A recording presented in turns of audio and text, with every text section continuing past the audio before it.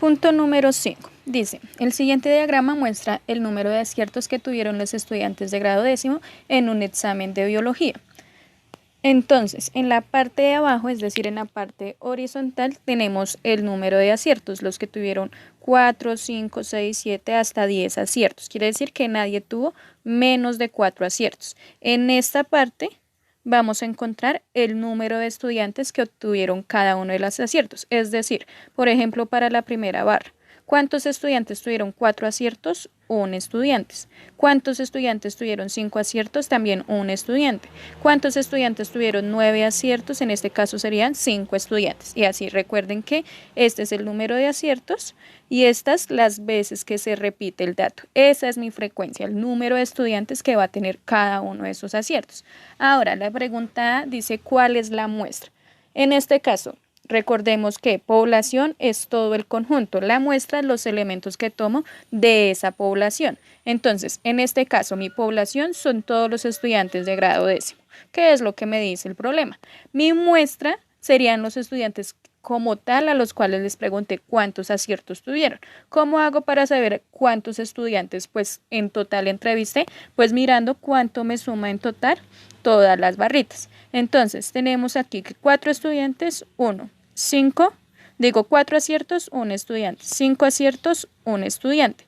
6 aciertos, 2 estudiantes. 7 aciertos, 5 estudiantes. 8 aciertos, 3 estudiantes. 9 aciertos, 5 estudiantes. 10 aciertos, 3 estudiantes. Entonces hago 1 más 2 más 5 más 4 más 5 más 3 y eso me va a dar un total de 20 estudiantes. ¿Qué quiere decir? Que este 20 me va a representar mi muestra, porque es el total de entrevistados que tengo. Entonces, muestra 20. Esto es fundamental para poder hacer todos los siguientes porcentajes.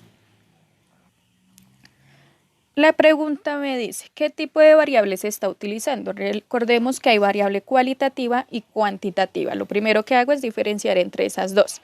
Variable cualitativa cuando la respuesta tiene que ver con cualidades. Cuantitativa cuando tiene que ver con números. En este caso, si yo le pregunto a usted cuántos aciertos tuvo, me va a decir 9, 10, 7, ¿sí?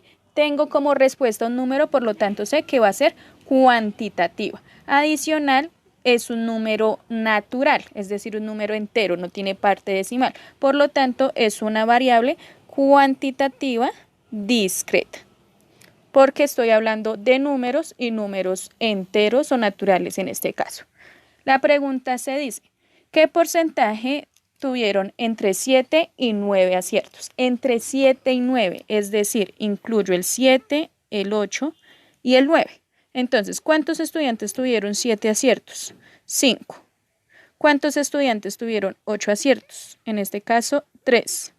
¿Cuántos estudiantes tuvieron 9 aciertos? Otros 5. Es decir, que en total, en este rango, voy a tener 13 estudiantes. 13 estudiantes tuvieron entre 7, 8 y 9, es decir, entre 7 y 9 aciertos. Ahora, ¿qué porcentaje me representa? ¿Cómo hacemos eso? Con la regla de 3 que hemos venido trabajando todo el tiempo. Entonces, ¿qué sabemos? Que el 100% es mi total. En este caso, ¿cuál es mi total? Pues la muestra, el total de estudiantes a los que les pregunto. Entonces, 20 me representa el 100%. Por lo tanto, 3 estudiantes, ¿qué porcentaje me va a representar? Y resolvemos esa regla de 3. Hacemos 13 por 100, pues sabemos que agregamos 2 ceros y eso lo dividimos en 20. Entonces 13 por 100 dividido en 20 nos va a dar 65. ¿Qué quiere decir eso? Que un 65% de los estudiantes tuvieron entre 7 y 9 aciertos. ¿Listo? Y ya, la última dice de un ejemplo donde se puede utilizar muestreo por conglomerados y estratificados. Recordemos que esos dos se parecen mucho. ¿En qué se diferencian? En el estratificado yo hago diferentes sectores, es decir, diferentes subgrupos. este es un grupo, este es otro grupo, este es otro grupo, este es otro grupo, y de cada uno de esos grupos voy a sacar cierta cantidad de elementos. En el de por conglomerados, lo que hago es seleccionar grupos completos, es decir, este conglomerado, y voy a hacer mi muestreo a partir, o mi estadística a partir de esos dos. ¿Listo? Esa es la diferencia.